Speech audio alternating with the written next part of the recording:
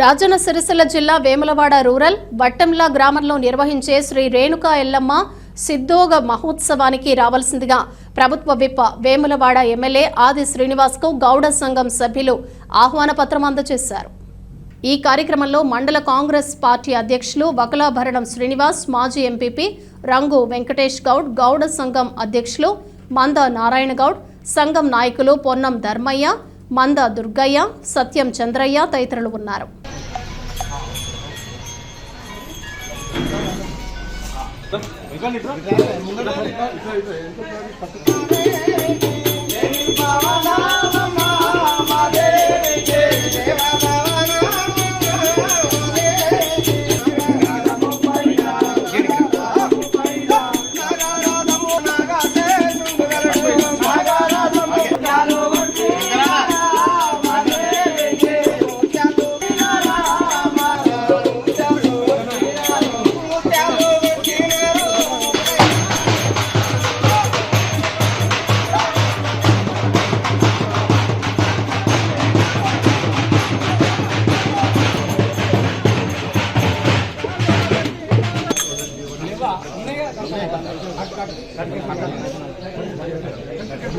ఆనంద